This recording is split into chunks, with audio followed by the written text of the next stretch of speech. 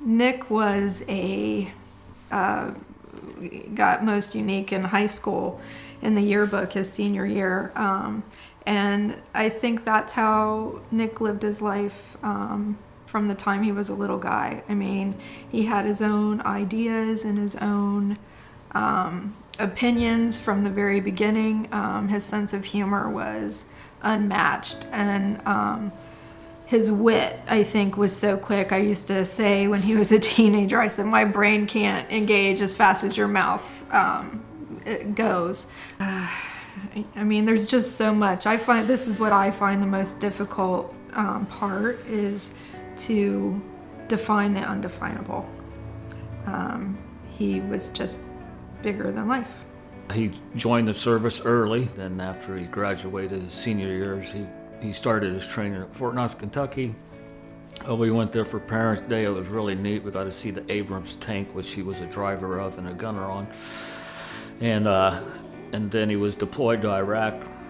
Well, actually, he signed up and then came home and told me. Mm-hmm. And my first thought was, what?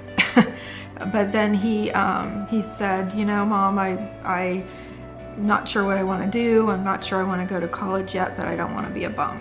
We took him to Port Columbus, and that's the last time I saw him, when he went through the check, when he went through the place where we couldn't go.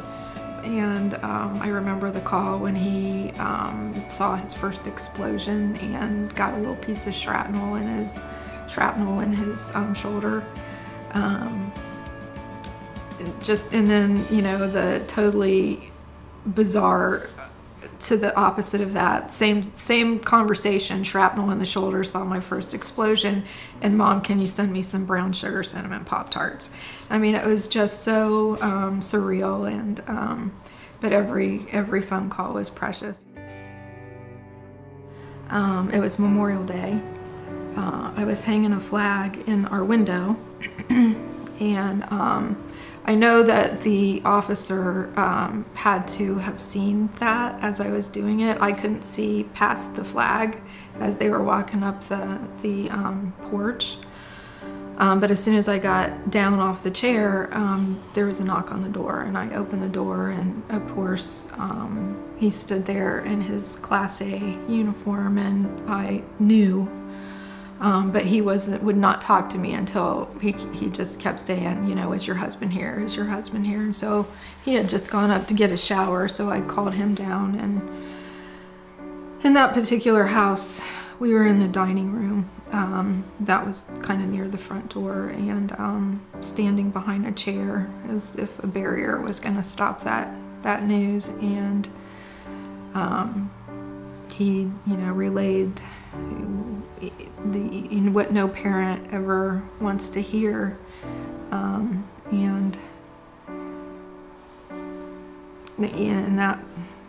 that's really all, that's really all I remember. After he left, my first thought was to go fold towels out of the dryer. That's how I just couldn't wrap my brain around it, and it took us a while to kind of figure out, we probably should call somebody, and that's when it just kind of felt like moving through quicksand for months. Yeah, I'd say the toughest part was, of course, it's not being able to touch our son, but he came home in a closed casket that they wouldn't let us open, and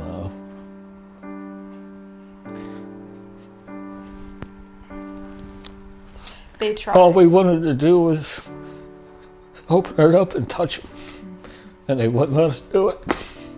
So the closure was tough, and that's why the Flag of Honor has helped me carry on.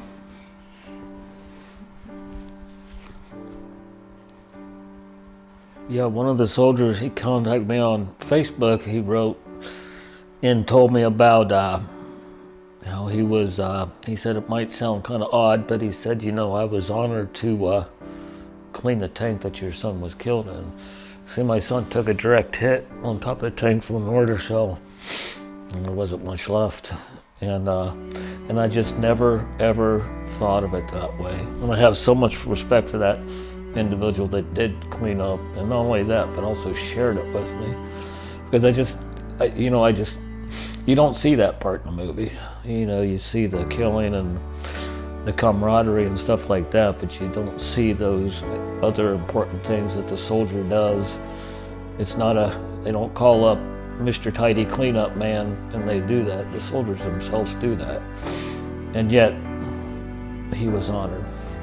Like I say, my son's death is a miracle and a tragedy rolled into one. It was painful, we miss him, but at the same time, my son has created so many miracles.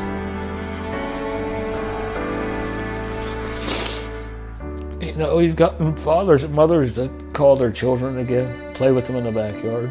Everyone that I talk to, people I've talked to, it says, I'm sorry you lost your son, but it reminded me that I've been forgetting about mine.